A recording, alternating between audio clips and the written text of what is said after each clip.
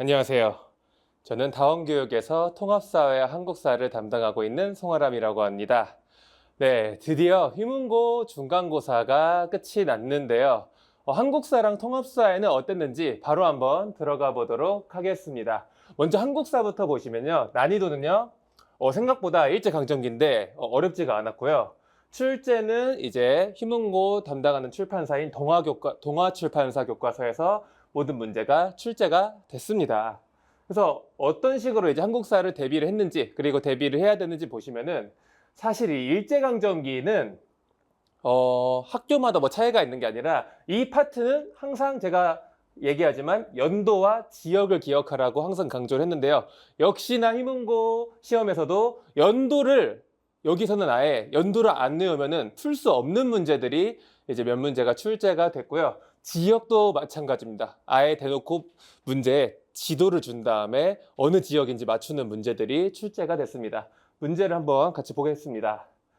요거는 이제 다음 강령을 가지고 활동한 단체가 있었던 시기의 모습이라 그래서 이제 대한 광복해주고 1910년대의 모습을 옳은 것은 이렇게 줬는데 보통 이제 1910년대 이제 시기의 모습으로 옳은 것은 하면은 무단 통치를 이제 정답으로 주고 나머지 틀린 선지에서 뭐 문화 통치라든지 민족 말살 정책이라든지 이런 식으로 들어가는데 얘는 특이하게 답은 이제 무단 통치로 줬는데 나머지 오답 선지를 보시면은 나석주가 식산은행에 폭탄을 투척했다 이런 식으로 이제 통치 방식만 내는 게 아니라 다양한 일제강점기에 있었던 사건들을 섞어서 출제를 했습니다. 두 번째도 이제 다음에 활동이 들어갈 위치로 옳은 것은 해서 연표 문제가 출제가 됐죠. 그래서 이제 여기도 밀립대학 설립운동을 주고 회사령 철폐가 20년이고 치안유지법이 25년이니까 20년대 전반 해가지고 3번 이런 식으로 연도 문제들이 출제가 됐습니다. 자료의 내용이 전개되던 여기도 시기의 모습이죠. 그래서 신사참배, 이제 중일전쟁 이후에 민족 말살 정책이구나 해서 국가총동원법을 제정해서 여기는 옳지 않은 것은이었는데 보시면은 같은 해 국민징용령을 실시하였다라고 해서 오답 선지가 나왔어요. 그래서 이 선지는 국가총동원법은 38년인데 국민징용령이 39년인 거, 이 연도를 몰랐다면은 풀 수가 없는 그런 문제가 나왔습니다. 자, 여기는 이제 지역 문제인데요. 여기도 보시면은 이게 그나마 조금 어려운 문제 같은데 서간도, 북간도 연해주를 주고 나서 각각의 사건들을 물어봤습니다. 근데 여기서 이제 조금 애들이 헷갈렸을 만한 게 서희를 총재로 대한독립군단을 조직하였다라고 나와 있는데 이 대한독립군단이 지명어로는 북간도가 맞아요. 근데 교과서의 지도를 보시면 알겠지만 여기에 속하는 게 아니라 여기보다 살짝 위에 있어요. 그래서 봉오동 여기 봉오동이나 뭐 청산리 대첩했던 위치가 이렇게 있고 여기에 이제 밀산이 있어가지고 지도를 확실하게 숙지하지 않은 학생들은 여기에서 조금 헷갈렸을 수가 있다. 그래서 항상 지도, 지역 꼼꼼하게 보셔야 됩니다. 그렇죠? 여기도 이렇게 가나다에 이제 준 다음에 충칭 임시정부, 예난 조선독립동맹, 한성에 이제 조선건국동맹 이렇게 해가지고 지역을 주고 내는 문제가 나왔죠. 이런 식으로 일단 일제강점기 파트는요. 연도와 지역은 기본으로 꼼꼼하게 보셔야 됩니다. 그렇죠? 그리고 이 서사평 마지막 문제였는데요. 이거는 아예 일제강점기에 있었던 여러 가지 사건들을 그냥 아무거나 8개 툭 던진 다음에 순서 맞추시오. 그러니까 이거는 각각의 사건이 인과관계가 있는 사건이 아니기 때문에 연도를 외우지 않았다면 굉장히 헷갈렸을 만한 문제가 출제가 됐습니다. 그렇죠? 그래서 연도를 꼭 보셨어야 되는 문제들이었고요. 두 번째는 보통 이제 한국사 문제들이 뭐 문화 통치를 주면은 오답 선지로 무단 통치, 민족 말살 정책 이런 식으로 주는데 완전히 틀린 내용을 선지로 제공을 하기도 합니다. 아까도 있었지만 또 다른 문제를 또 보시면은 밑줄침 방침에 해당하는 것으로 옳지 않은 것은 주는 문제가 나왔는데 여기에 이제 옳지 않은 선지가 치안유지법이 나왔어요. 근데 여기 보시면은 이게 1920년대 내용이란 말이에요. 1920년대 내용인데 1920년대에 있었던 치안유지법을 제정한 게 옳지 않은 것으로 나왔어요. 왜냐? 뒤에 있는 사회주의 운동을 적극 장려한 내용이 틀렸기 때문에. 그래서 아예 틀린 내용을 선지로 주기 때문에 그냥 이거는 뭐야, 이거는 뭐야 이렇게 가는 게 아니라 이거는 뭔데 O인지 X인지까지, 이거는 어떤 사건인데 O인지 X인지까지 이렇게 한 스텝 더 나가서 문제를 풀어야 되는 그런 문제들이 출제가 됐습니다. 이것도 이제 카이알포죠. 카이로, 얄타, 포츠담인데 보시면은 대놓고 카이로 회담이라고 써있어요. 옳은 것은인데 카이로, 그럼 3번인가 했는데 미국, 영국, 소련이 틀렸죠. 제가 이것도 수업 때 얘기했지만 이 소련의 스탈린은요, 비행기 공포증이 있었어요. 그쵸? 고소공포증이 있어서 카이로, 여기 이집트까지 갈 수가 없었다. 그래서 두 번째 회담은 이제 자기 나라인 얄타에서 회담을 치렀다. 이런 얘기를 했었는데 그 문제가 이제 출제가 됐습니다. 그리고 서술형 같은 경우도 기본적인 내용이 출제가 됐죠. 여기 보시면은 토지 조사 사업이 출제가 됐는데 우리가 항상 백지복습으로 매주 대비했었던 내용이 출제가 됐고요. 마찬가지 서사평 2번 문제도 광주 학생 항일 운동이 출제가 됐고요. 그리고 마지막 3번 문제도 조선어학회 사건이죠. 제가 이 내용도 이제 설명을 해줬었는데 이 내용이 그대로 출제가 됐습니다. 그래서 이제 여학생들이 열차에서 한국말 공부하다가 이제 걸려가지고 조선어학회가 탄압이 되면서 해산이 됐다. 조선어학회 요게 이제 출제가 됐고, 그리고 아까 뒤에 있는 문제는 그 연도 순서 맞추는 거. 이 정도로 주관식이 출제가 됐기 때문에 우리 친구들이 어렵지 않게 풀었을 거라고 저는 생각을 하고 있습니다. 그 다음에 이제 통합사회인데요. 통합사회는 일단은 중하로 이제 제가 분류를 했어요. 중하로 분류한 이유가 뭐냐면은 그렇게까지 어려운 문제는 발견이 되지 않았고 저희 친구들도 물어보니까 그렇게 어렵진 않았다 라고 얘기를 해서 중하 정도로 넣었습니다. 그리고 출제는 교과서와 그리고 학교 프린트에서 출제가 됐는데 단원을 보시면은 이렇게 나옵니다. 그래서 1단원이 총 11문항이 나왔고요. 2-1에서 3문항이 나왔고요.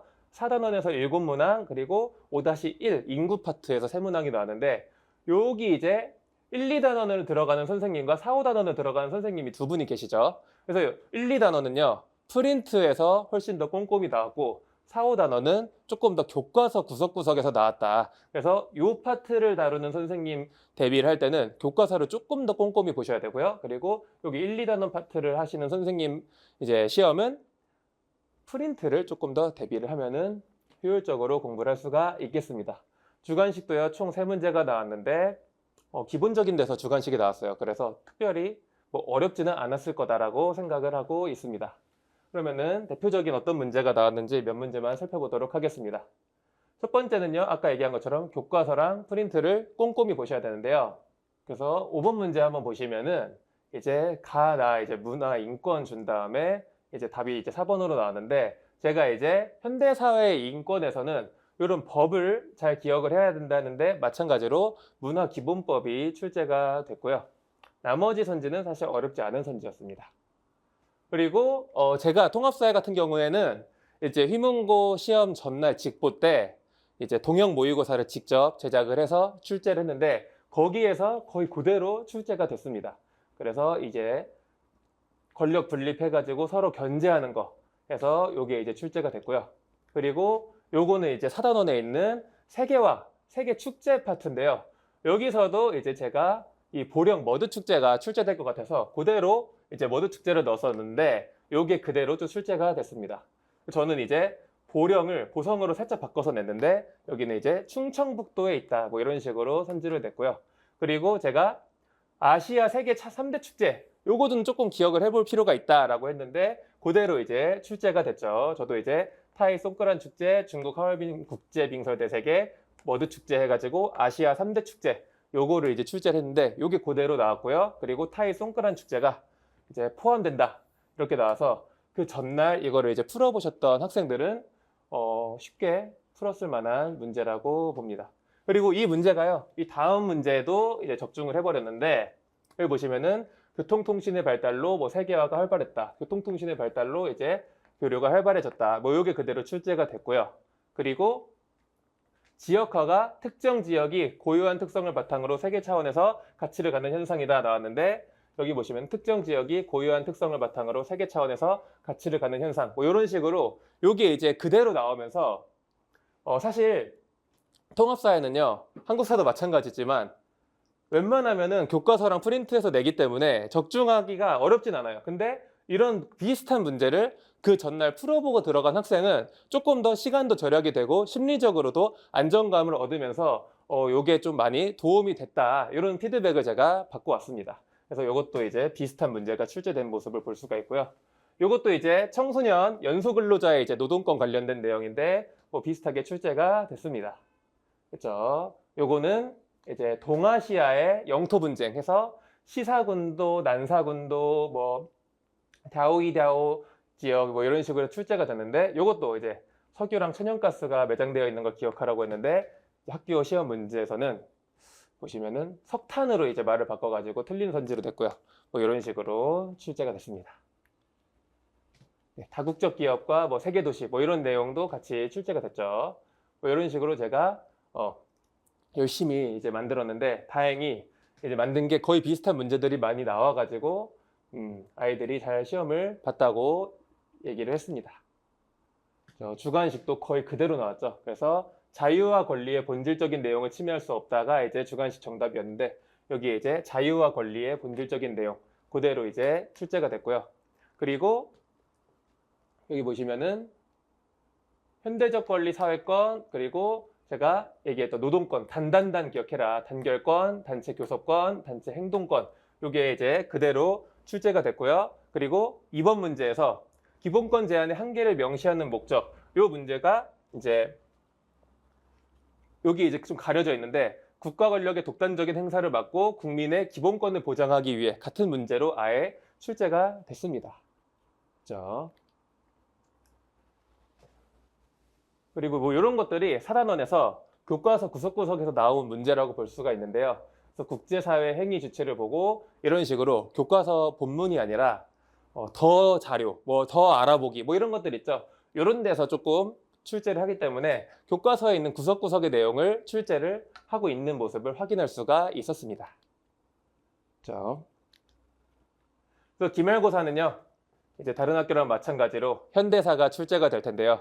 그래서 대한민국의 건국 과정부터 이승만 정부, 박정희 정부, 전두환 정부에서 정부별로 쭉 나가는 거를 이제 흐름을 한번 정리를 하고 그리고 나서 세부적인 내용들 정리를 할 거고요. 그리고 통합사회는 남은 단원이 이제 윤리, 경제, 지리가 남았습니다. 그래서 특히나 이 경제 파트는요. 통합사회에서 가장 어려운 파트이기 때문에 제가 훨씬 더 꼼꼼하게 대비를 할 거고요. 그리고 이제 아이들이 이것까지 봐야 돼요 하는 거를 저는 조금 더 이것까지 봐야 된다 하면서 조금 외우게 하는 스타일입니다. 분명히 학생들도 효율적으로 한국사랑 통합사회를 공부하고 싶어 하는데 저도 마찬가지입니다. 근데 학생들의 효율적인 공부랑 제가 말하는 효율적인 공부랑 조금 달라요. 어떤 느낌이냐면 학생들은 문제가 20문항이 나오면은 20개만 외워서 20개를 맞추는 거 이거를 이제 효율적이라고 생각을 하는데 저는 이게 아니라 100개를 외워서 그 중에서 20개가 나오면은 이게 잘한 거다. 근데 이 100개를 공부하는 거를 효율적으로 외우게 해주겠다. 저는 이렇게 기조를 가고 있고 이게 맞다고 생각을 합니다. 왜냐하면은 굉장히 구석구석 지엽적인 곳에서 이제 출제가 되기 때문에 20개만 외워서 20개만 맞춘다는 이런 생각은 버렸으면 좋겠고요.